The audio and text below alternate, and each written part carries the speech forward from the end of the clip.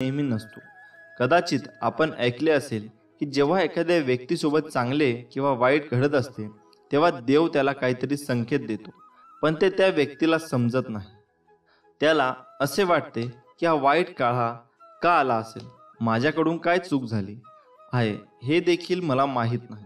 पण हे सत्य आहे, जेव्हा व्यक्तीचा वाईट काळ येतो तेव्हा तो वाईट काळ येण्यापूर्वीच देव हे 6 संकेत देतो. तेव्हा वेळ असतानाच ते संकेत समजून घ्या आणि वाईट काळासोबत लढण्यासाठी तयार राहा. वाईट काळ येण्याआधी देव हे 6 संकेत देतो. नंबर 1. प्रथम संकेत. व्यक्तीला वाईट स्वप्न येतच असतात, यात काही नवीन नाही.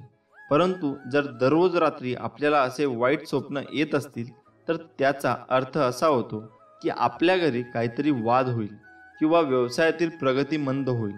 अशी स्वप्न नेहमी येत असतील तर कुटुंबातील सदस्यांवर मोठी संकट येण्याची शंका असू शकते. हे टाळण्यासाठी दररोज रात्री झोपण्यापूर्वी हनुमान चालीसा किंवा तुम्ही ज्या देवाला मानता त्यांचे चिंतन करा. दुसरा संकेत. जर आपण आपल्या स्वप्नात कुणाला रडताना बघितले तर ते एक अतिशय वाईट स्वप्न आहे. त्याचप्रमाणे जर आपल्याला असे स्वप्न आले असेल तर ते कोणालाही सांगू नका, अन्यथा त्याचा परिणाम तुम्हाला सहन करावा लागेल. ही गोष्ट जितकी लपवून ठेवता येईल तितके चांगले, नाहीतर काही वाईट घडू शकते. हे टाळण्यासाठी आपल्या वाईट स्वप्नांबद्दल कुणालाही सांगू नका. तिसरा संकेत. शरीराच्या डाव्या बाजूचा कोणताही अवयव फडकत असेल तर हे खूपच वाईट मानले जाते. या अवयवांमधले डावीकडील गाल, बाजू, हात आणि डोळे समाविष्ट असतात. हे सर्व फडकल्यास ते कोणत्याही आगामी संकटाचे चिन्ह आहे. याबद्दल शास्त्रवचनांमध्ये लिहिले आहे की जर स्त्रियांचे उजव्या बाजूचे आणि पुरुषांचे डाव्या बाजूचे अंग फडकले तर काही वाईट बातमी ऐकायला येऊ शकते.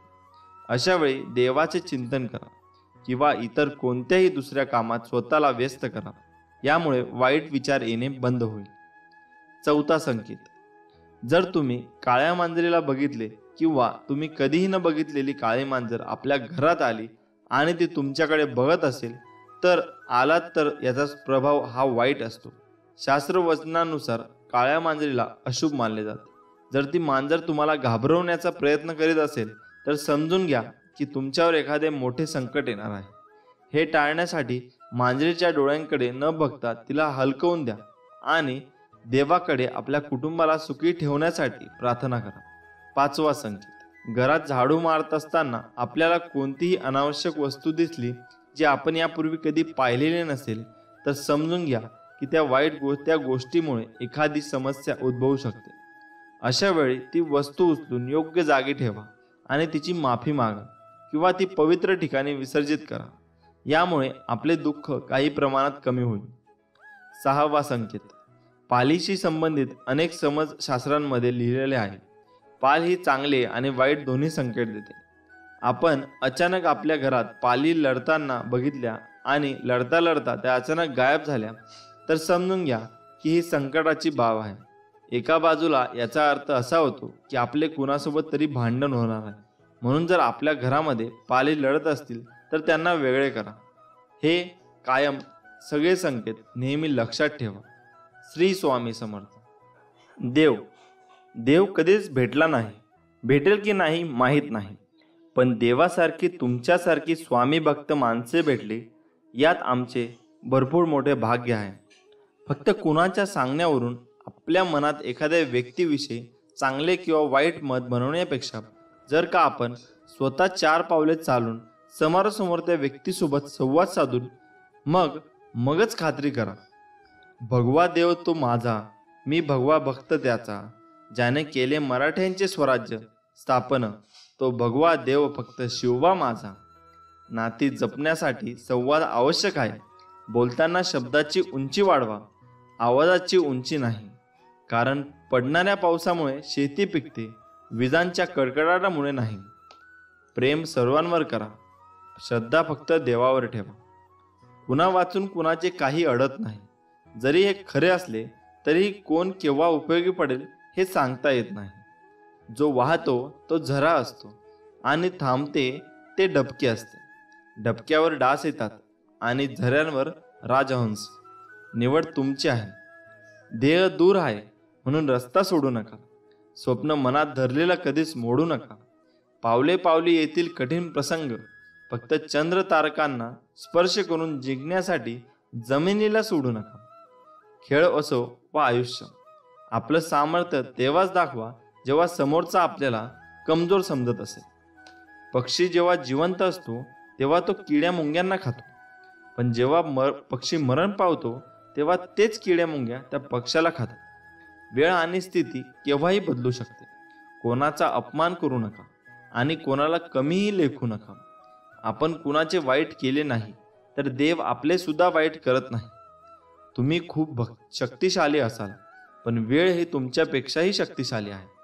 एका झाडापासून लाखो माचीच्या काड्या बनवता येतात, पण एका माचीची काडी लाखो झाडे जाळून खाक करू शकते. चांगली भूमिका, चांगले ध्येय आणि चांगले विचार असणारे लोक नेहमी आठवणीत राहतात, मनातही, शब्दातही आणि आयुष्यातही. जगा इतकं की आयुष्य कमी पडेल, हसा इतके की आनंद कमी पडेल. काही मिळाले तर नशिबाचा खेळ आहे, पण प्रयत्न इतके करा की परमेश्वराला देणं भागच पडेल. विश्वास ठेवा देवांवर, तो सगळं व्यवस्थित करतो. संकटांवर अशा प्रकारे तुटून पडा की जिंकलो तरी इतिहास आणि हरलो तरी इतिहासच. देवाकडे माझे कष्ट कमी कर अशी मागणी करण्यापेक्षा मला ते कष्ट सहन करण्याची ताकद दे असे मागा. श्री स्वामी समर्थ. जय जय स्वामी समर्थ. स्वामी समर्थ म्हणतात, बाळा भिवू नकोस, मी तुझ्या कायम पाठीशी आहे. फक्त जा, मी तुझे सगळे अपराध माफ केले. यापुढे सावधगिरीने वाग. भिवू नकोस, पुढे जा, संकट दूर होईल. प्रत्यक्ष काळ जरी तेथे आला तरी तुझ्यासाठी आम्ही त्याचा प्रतिकार करू.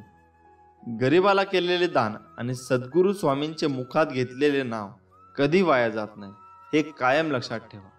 आयुष्यात तुम्ही किती आनंदी आहात हे महत्त्वाचे नाही, तुमच्यामुळे किती जण आनंदी आहेत याला जास्त महत्त्व आहे. तुम्हाला स्वतःला कळत नाही इतके तुमच्या मनात काय आहे ते मला कळते.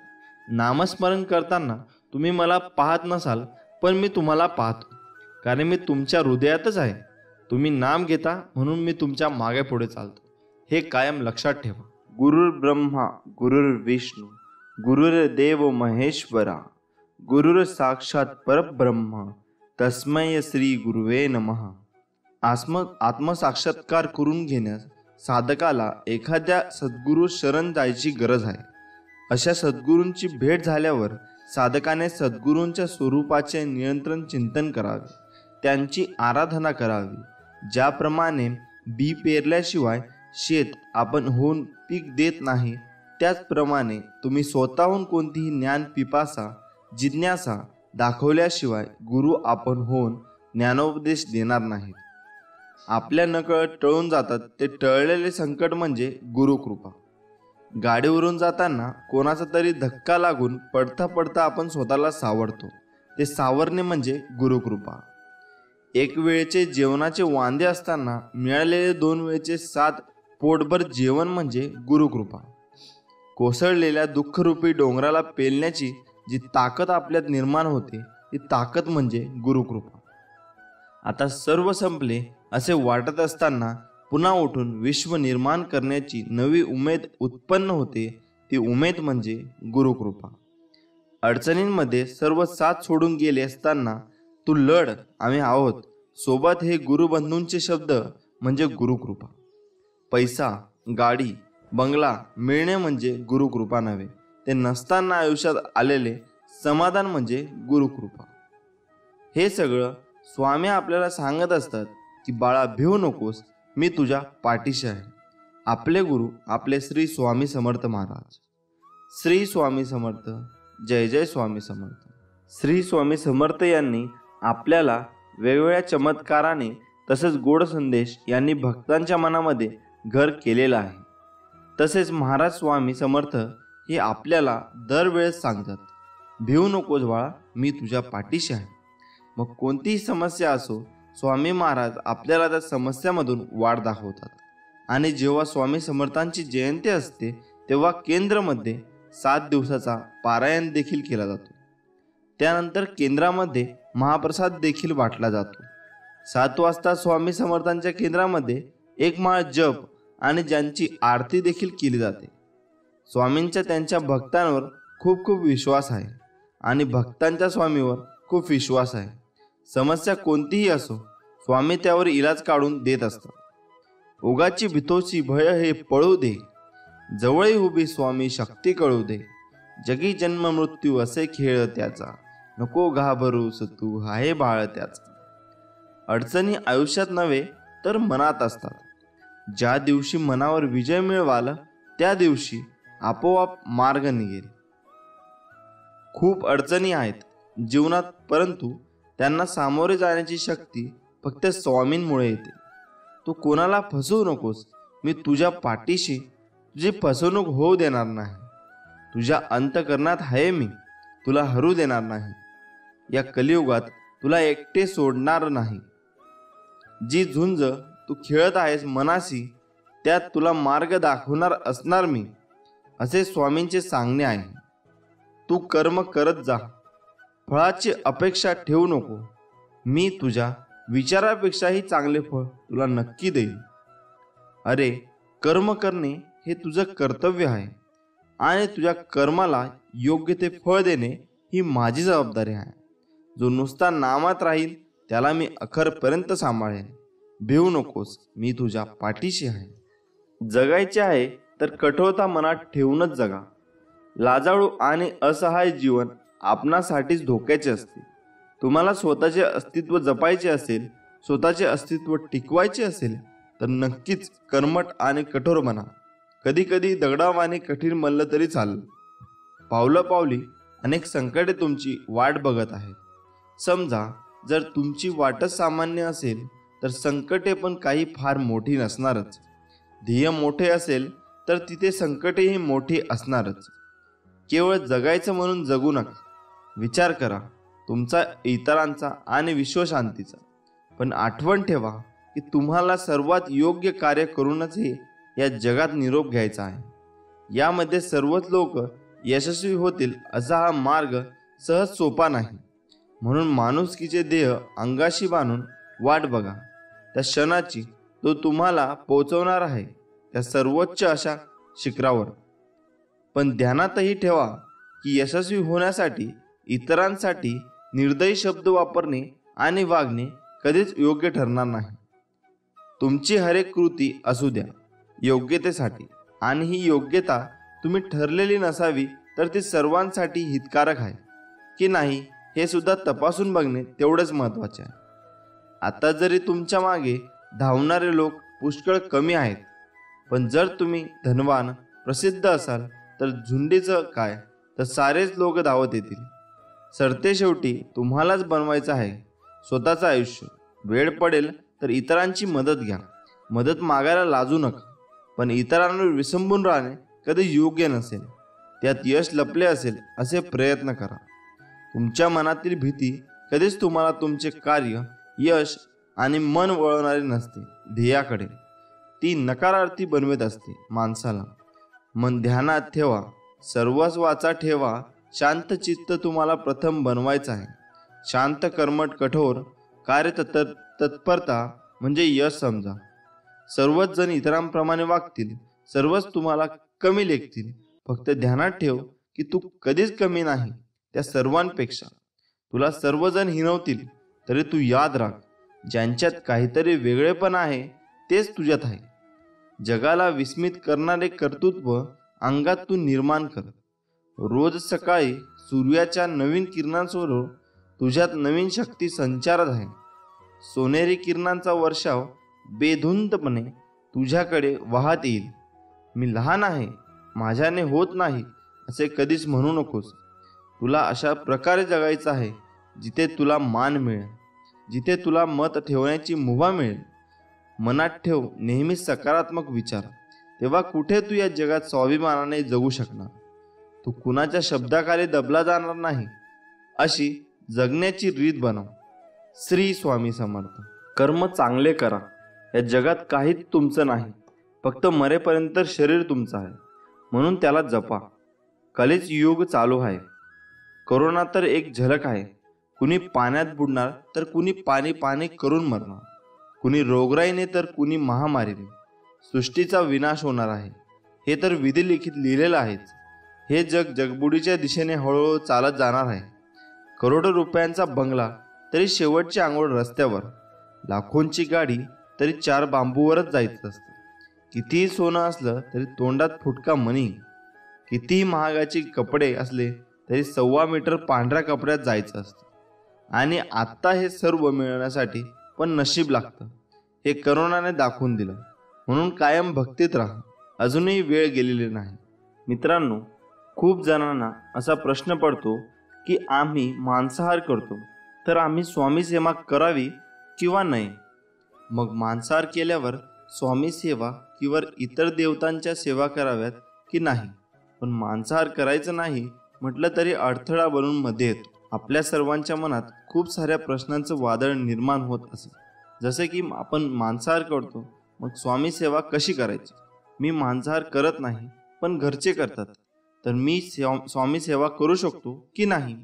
मांसाहार केल्या दिवशी सेवा करावी की नाही, किंवा ती कशी करावी? अशा प्रकारचे खूप प्रश्न आपल्या मनात निर्माण होतात.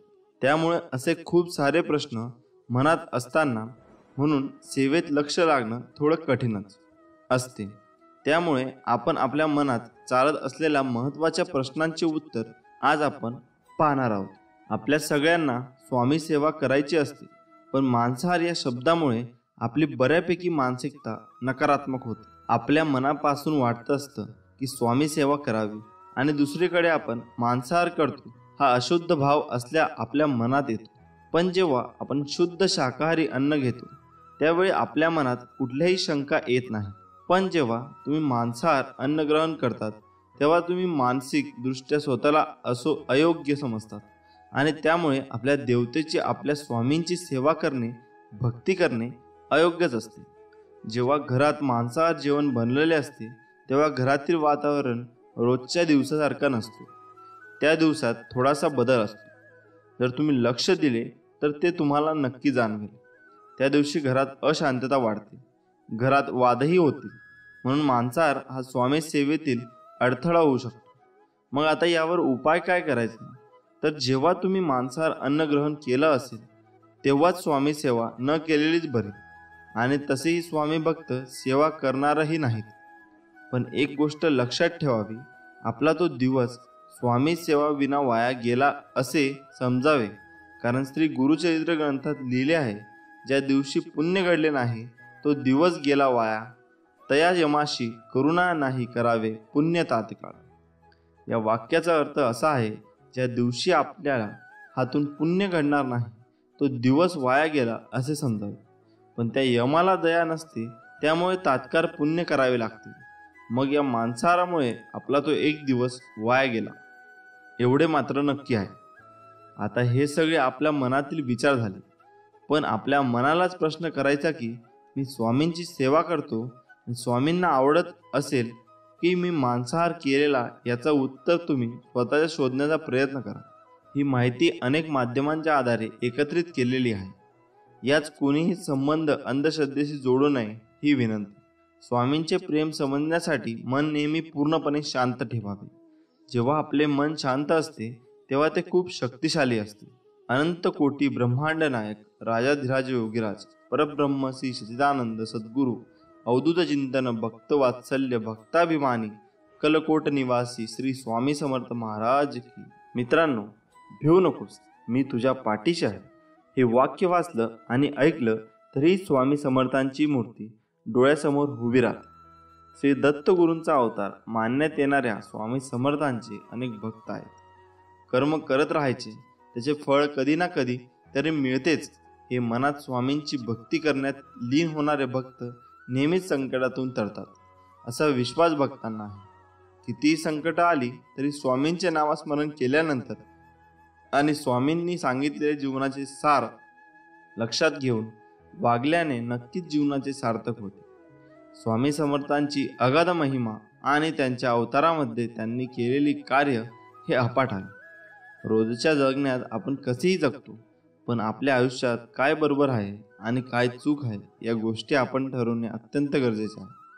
श्रीमंतीचा गर्व नको, स्वाभिमानाने जगावे, मीपणा सोडा, सर्वांशी प्रेमाने वागा, मन परमेश्वराच्या चिंतनात गुंतवा, थोरा मोठ्यांचा आदर करा, कर्मावर आणि स्वामींवर विश्वास ठेवा.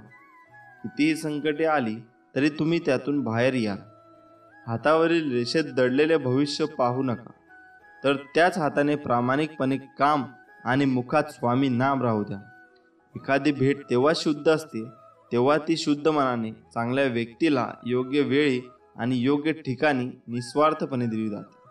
विनाकारण चिंता आणि भीती एखाद्या रोगाप्रमाणे आहे, जी तुम्हाला आतून पोखरत राहते. स्वामी म्हणतात, जीवनात भविष्य आहे ना भूतकाळात आहे, जीवन तर या क्षणी वर्तमान काळात आहे. जे झाले ते चांगलेच झाले, जे होत आहे ते चांगलेच होत आहे, आणि जे होणार आहे तेही चांगलेच होणार आहे.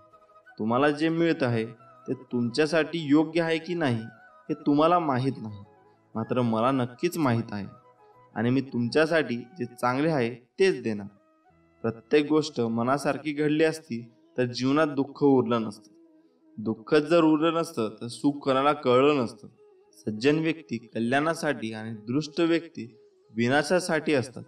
धर्मस्थापनेसाठी युगयुगाने मी प्रत्येक युगात जन्म घेत आलो आहे. मृत्यूनंतर जे जे काढून घेईल जाईल तो संसार असेल, पण मृत्यूनंतर जे चितेच्या ज्वालासोबत लपटून येईल ते तुमचे कर्म असेल, आणि मी तुमच्या सोबत असेल. एक शब्द आहे नशीब, याच्याशी लढून बघा आणि हरला नाहीत तर सांगा. अजून एक शब्द आहे स्वामी, आता त्याने बोलून तर बघा. मनासारखं नाही झालं तर सांगा. जेव्हा जेव्हा तुला माझी गरज असेल तेव्हा तेव्हा तुझ्यासाठी नक्कीच धावते. विश्वास ठेव, अरे जो माझा हात पकडतो त्याला कधी ना कधी कोणाचे पाय पकडायची गरज भासत नाही. तुझ्या अंतरात्म्यामध्ये आहे मी, तुला हरू देणार नाही. या कलियुगात तुला एकटे पडू देणार नाही. तू कर मत फिक्र, जो हुआ नहीं मैं करूंगा वो जो तूने सोचा ही नहीं. सुखी आणि यशस्वी जीवनासाठी आचार्य चाणक्यांनी नीतिशास्त्रामध्ये विविध सूत्र सांगितले आहेत.